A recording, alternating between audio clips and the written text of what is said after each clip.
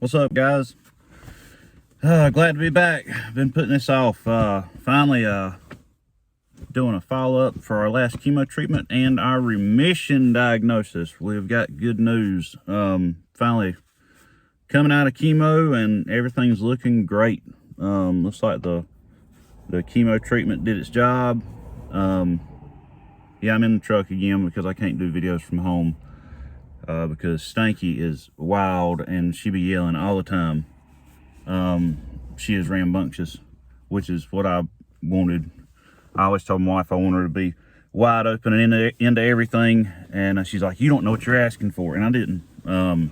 But she's a lot of fun to watch, but cannot do videos around her. At least not when she's awake, and she's awake right now. Great to be back. Great to be outside of on this side of chemo and cancer. Very thankful. Last treatment was the week before Christmas. This is like the end of January. I've put it off because my thinking is I've had chemo brain. I'm forgetful and lose track of what I'm doing. It's very difficult. In fact, I have had to cancel appointments with work because I didn't feel comfortable even talking to customers.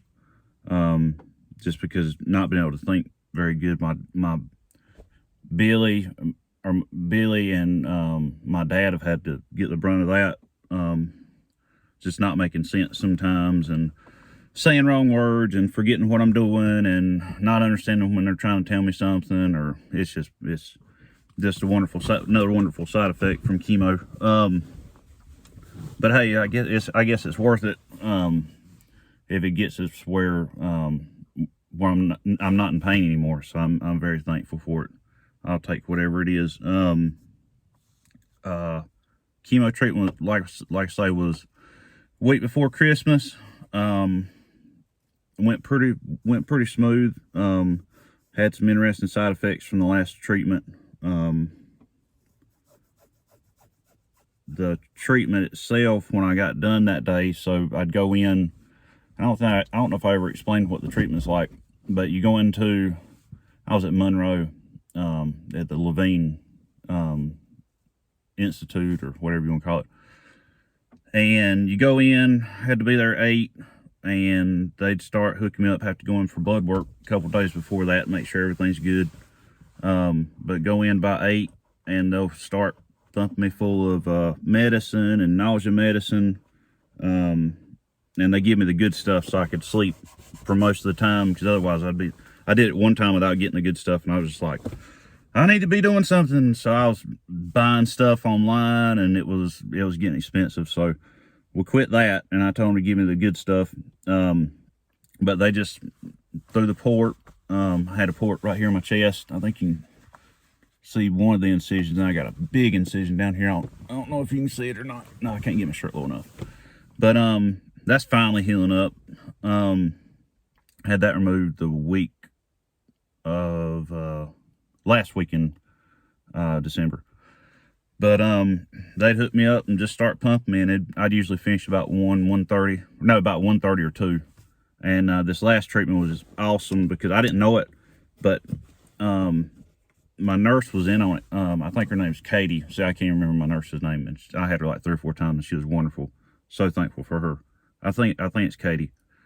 I do remember her last name because I know who her husband is. But anyways, she was in on it, and she's like, all right, we got something for you. And I didn't know what. So normally when you get done with your last treatment, they have a bell there.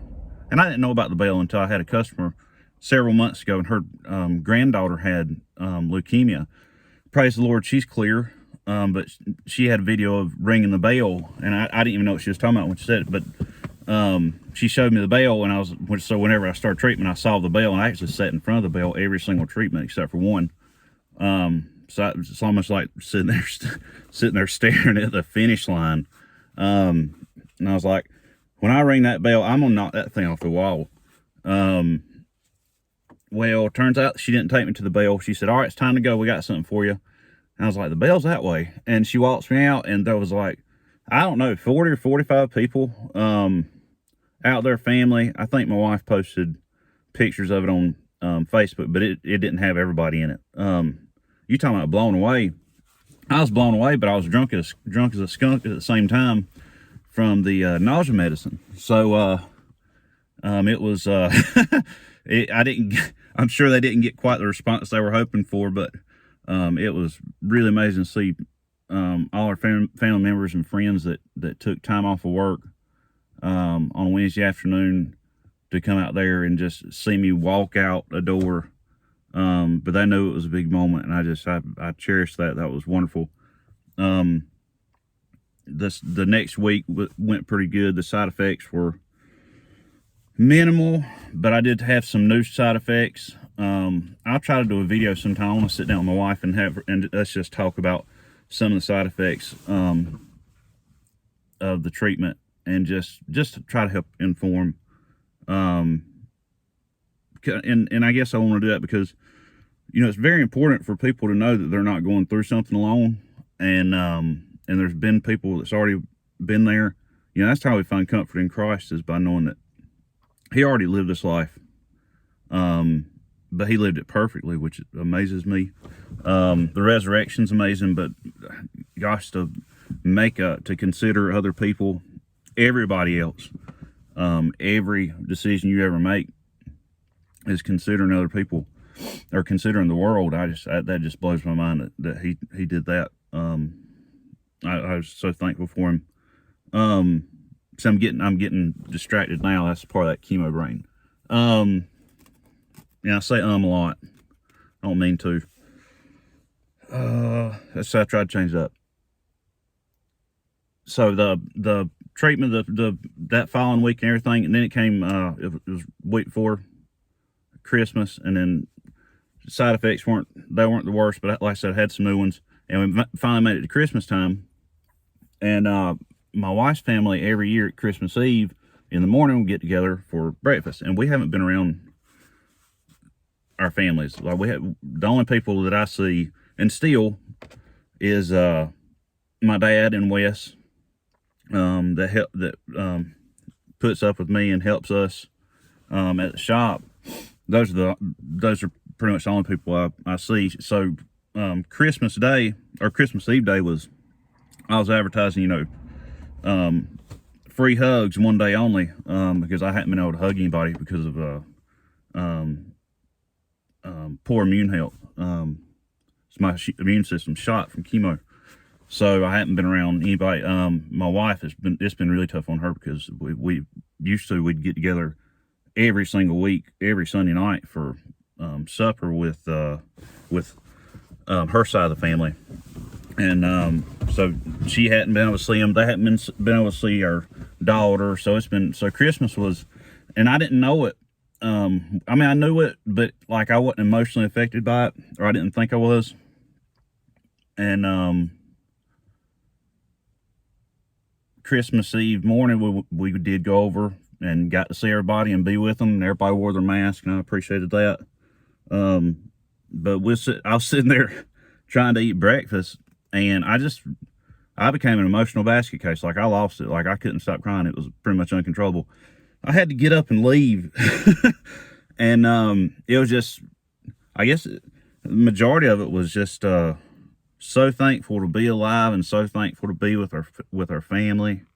And then that night I got to be with my parents and our side of the family, and that was just amazing. Still had to wear a mask, but it's good to be in the same room with other people, especially the people that we care about the most. So Christmas was awesome. And another bonus of Christmas, after cancer, was Billy. She spoiled me. She bought me about as much as we bought for Stanky. She spoiled me rotten for Christmas. I was like, well, darn. If I come out of this good, I guess you're going to say that this covers next year's too, because she did really good. I made out really good. That just trips me out. But so Christmas is awesome. I hope all y'all had a good Christmas. I hope you understand and are thankful for it. The way that I am,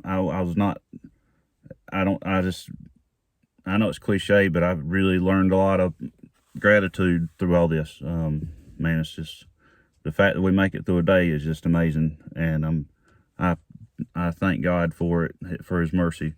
Trying to think what else has been going on. Back to work.